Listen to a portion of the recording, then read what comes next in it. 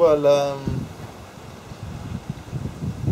in the olden days, when there was no electricity and there was no television and no other means of entertaining each other, basically the elders of the family entertain the young ones by telling them stories, especially after a hard day's work in the farm.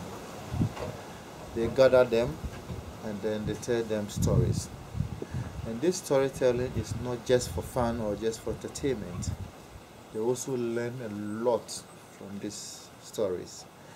Because it's in these stories telling that they teach them moral lessons, day-to-day activity lessons, and a whole lot of education comes out of the storytelling every evening or twice or three times within the week. So at this point, I'm going to tell you a story. The title of the story itself is Kweku Anansi and the Wisdom Pot. Kweku Anansi is the name of the spider. The account called the spider Kweku Anansi. And Kweku is a day name for a male child born on Wednesday. So if you are born on Wednesday, you are called Kweku. I am born on Saturday and I have a day name called Kwame. Later on, I will take you through the days and their names. So it is also believed that the spider was created on Wednesday by God Almighty. So that's why he had the name Kweku Anansi. So there are so many stories about him anyway, but the famous of all is what I've told you. But this same story title, I have retitled it to be How I Got My Name Wisdom, because I'm called Wisdom. Once upon a time, millions of years ago, and most often in many of our folk tales, they use the word once upon a time or millions of years ago so that you cannot challenge the storyteller. Because the thing happened millions of years ago and you shouldn't challenge, just accept it like that. So millions of years ago, there lived a spider in a little village. This spider has been thinking about how best he could be famous and also rich. He had been thinking about this for some time. Then one evening, after enjoying his wife's dinner, sitting in his lazy chair, smoking his pipe, thinking and thinking, then a brilliant idea came to him. The idea was that he wanted to be the only creature in the world to have all the wisdom in the world. And the only way he could do that is to go around the world and collect all the wisdom. The following morning, he bid farewell to his family and set off on the expedition. He went to the various continents. He went to the continent of North and South America, Asia, Europe, Australia, Africa, even including the small islands. And to him, he managed to collect all the wisdom, put them in a very big pot, brought it home. Upon reaching home, he wanted to hide the pot of wisdom under his bed. But because of his greediness, he said no, if he does that, his wife and children will also benefit from that wisdom anytime he is not around. So he then decided to hide the pot of wisdom on a tall tree behind his house.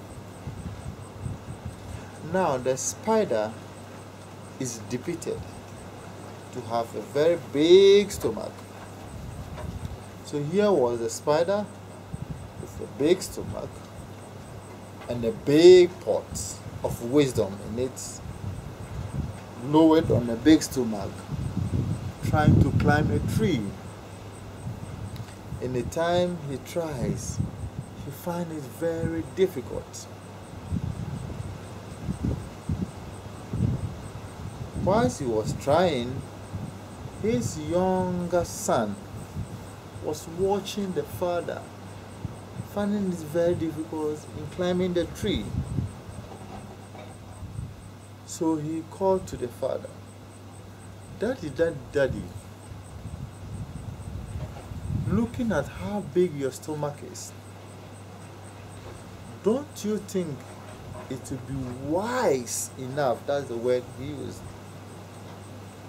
"to lower the pot of wisdom at your back so that you can climb the tree easily?" All of a sudden, Kwekwonansi, the spider, paused for a while and said to himself, "What?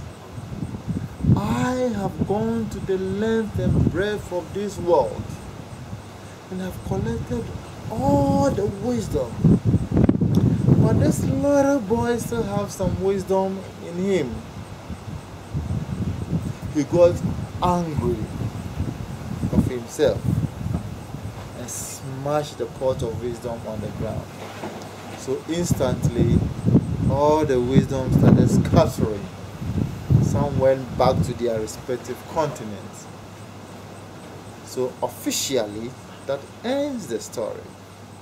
But unofficially, or the second version of the story that has to do with my name, that I was very lucky that one of my millionth great-grandfather was in that particular village when the incident happened. So he managed to grab some of the wisdom that was scattering, put them in a small pot, and pass that pot of wisdom down the generations.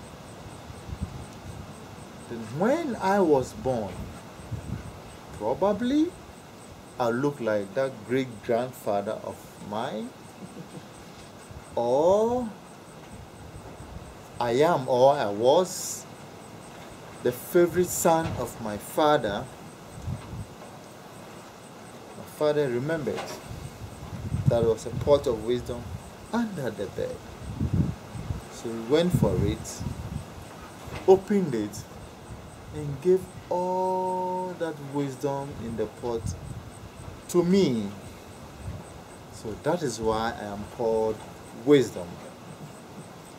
There was an instruction to that wisdom, and the instruction was that whoever gets the wisdom should not be greedy with the wisdom, just as the spider in the olden days was greedy with the wisdom. So I was warned never to be greedy with the wisdom given to me. That is why I always try to share my wisdom with you people and others who comes, by telling them this story and by telling them other stories about my country and about my people. So on this tour, I'll be telling you more about the country and about the culture and also about the socio-political history of this country. Thank you.